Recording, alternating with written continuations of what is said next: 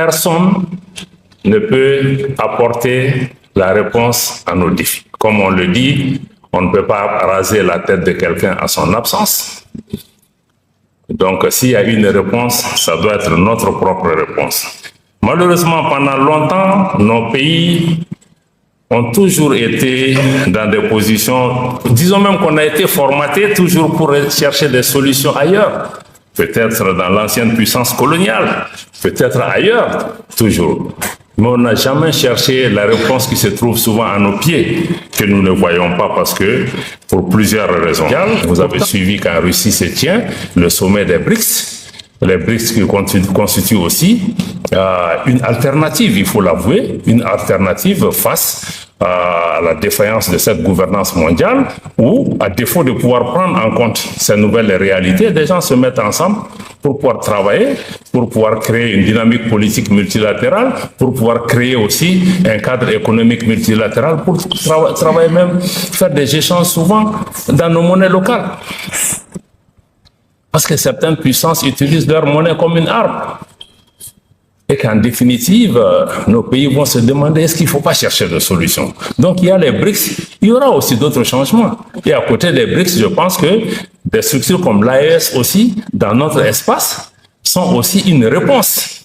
Peut-être à la défaillance du régionalisme que nous avons connu dans notre région, où nous ne sommes plus assis à contempler, à regarder les réalités, mais nous nous sommes mis ensemble pour pouvoir répondre à cela. De cela. Et aussi, il faut le reconnaître, beaucoup d'aide au développement aujourd'hui, il est donné avec beaucoup de condescendance. Il faut qu'on sorte de ce schéma pour entrer dans des schémas de partenariat gagnant-gagnant. C'est ce que je disais au début. Celui qui vient aider souvent a même plus besoin de cette aide que nous, dans la façon dont cette aide est dépensée. Or, ce dont on a besoin, c'est de partenariat, parce que c'est lui qui vient aider. Mais dans certains cas, cette aide-là crée plus d'emplois chez eux que chez nous. Donc, il faut qu'on s'asseye, qu'on regarde. Est-ce qu'on peut travailler dans la sincérité? Qu'est-ce que vous voulez? Qu'est-ce que nous avons? Comment on peut travailler ensemble pour que toi qui viens, tu gagnes et je gagne? Parce que même dans l'aide, tout le monde gagne. Hein? Ce n'est pas dire qu'il y a un récipiendaire au bout. Donc, ce n'est pas une aide qui est donnée juste par altruisme. Ne pensez pas que des contribuables d'autres pays étrangers sont juste des philanthropes qui viennent vous aider. Il y a certainement de la philanthropie dedans. Mais aussi, cette aide souvent vient avec une contrepartie souvent politique. Je pense que la Suède qui nous a quittés récemment est un des exemples vivants d'un pays qui dit que moi j'arrête votre aide parce que vous avez coupé vos relations avec l'Ukraine. Mais l'Ukraine n'a jamais été partie de notre engagement avec la Suède.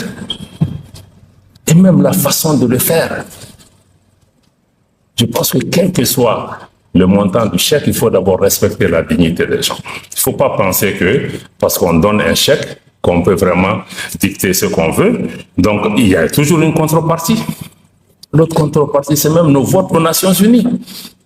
On vous donne pas parce que tu as voté à gauche, tu as voté à droite. C'est pas gratuit. Le Fonds monétaire international, la Banque mondiale sont instrumentalisés quand vous ne faites pas ce que les autres font. Chaque fois qu'il y a des problèmes, on attend l'aide de l'extérieur. Or, une aide n'est jamais dénuée d'arrière-pensée. Quelle que soit la justesse ou les bonnes foi de ces acteurs. Donc, je pense que l'AES est une dynamique importante par rapport à cela, parce que nous avons dit que ce n'est pas de l'arrogance de dire qu'on a besoin de personnes aussi. Ce n'est pas le cas.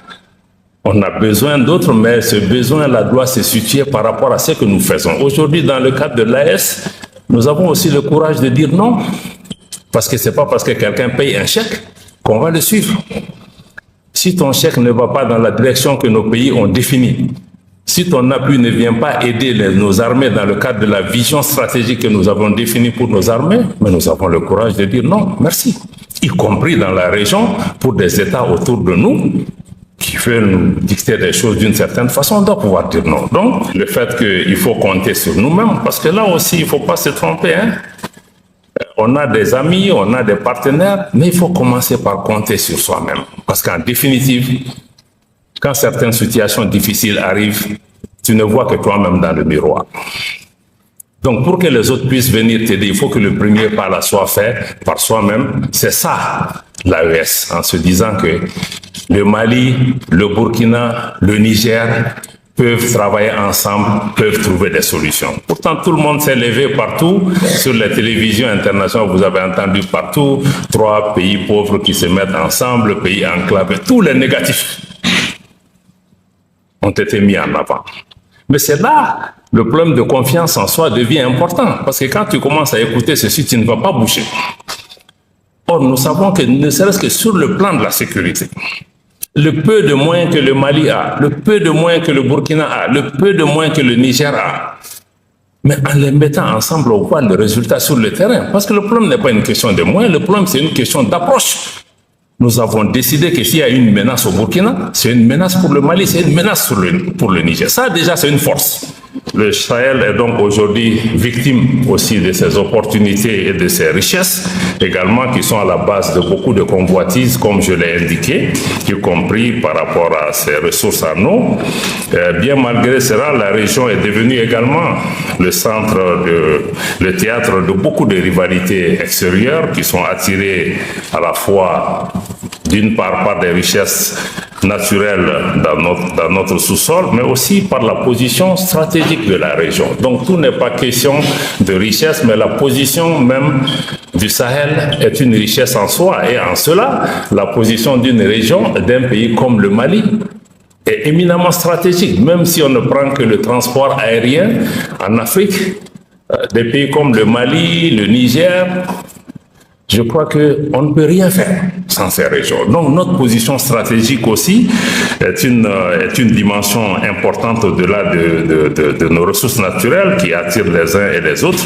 Nous voyons que des pays comme l'Ukraine ont tenté de déplacer des crises qui se passent dans d'autres espaces. Mais là aussi, ma position est un peu celle d'aller un peu plus en profondeur, parce que il faut pas que nous pensions que la présence de l'Ukraine dans notre espace en soi, parce que l'Ukraine est là, parce que les Russes sont là, ils se battent contre ceci. Je pense que, si vous m'excusez le terme, l'Ukraine n'est que le cache-sexe de beaucoup d'autres puissances, de beaucoup d'autres entités qui se cachent de manière tout à fait conveniente en se disant que c'est plus facile de dire que l'Ukraine est là pour se battre contre les Russes, alors que nous savons qu'il y a d'autres motivations pour casser les dynamiques qui sont en cours. L'Ukraine elle-même n'est qu'un instrument par rapport à cela. Donc, cette façon de dire qu'on est en train de déplacer le conflit ici, il ne faut pas, je crois, c'est un écran de fumée dans lequel nous ne devons pas nécessairement tomber. Mais je crois que notre plus grand problème, de la traite négrière en passant par la colonisation, la période post-coloniale à aujourd'hui, c'est le manque de confiance en nous-mêmes. Nous ne nous voyons pas, nous ne nous donnons pas de la valeur. Ça, c'est important parce que dans certains cas, je pense qu'il suffit qu'il y ait un jeune expert formé dans une université occidentale, souvent même qui est un stagiaire, qui vient dans nos administrations. S'il produit un papier, nous y accordons plus de confiance qu'à nos experts, qui ont pourtant la connaissance, l'expertise technique, mais qui ont aussi la chance de vivre dans cet espace, de connaître ces problèmes. Donc je pense que notre plus grand problème, quelle que soit la situation en Afrique, c'est que nous n'avons pas confiance en nous-mêmes. Et c'est ce que nous essayons de faire maintenant pour pouvoir faire en sorte que nous puissions avoir confiance en nous-mêmes. Même quand vous allez dans une banque, on vous dit tout commence par la confiance. L'argent que vous utilisez, c'est que vous avez confiance, sinon c'est un papier. Donc je pense que la confiance en nous-mêmes est un élément essentiel pour pouvoir trouver des solutions, parce que d'autres ne nous donneront pas cette solution. Nous avons la solution. Peut-être que les conseils, les avis, l'expertise des autres peuvent venir en appui, mais il faut que nous ayons confiance en nous-mêmes pour pouvoir avancer, pour pouvoir nous valoriser. Et reconnaître que le Sahel, rien ne pourra se faire en Afrique sans le Sahel. Je vous l'ai indiqué, 4 des 5 régions africaines sont dans cet espace. En plus, le Sahel, en tout cas nous au niveau de l'AES, nous n'entendons plus subir. Nous voulons être des acteurs dans la définition du destin de nos populations et de nous-mêmes, et être aussi, le Sahel doit être aussi un des pionniers par rapport à l'émancipation du continent.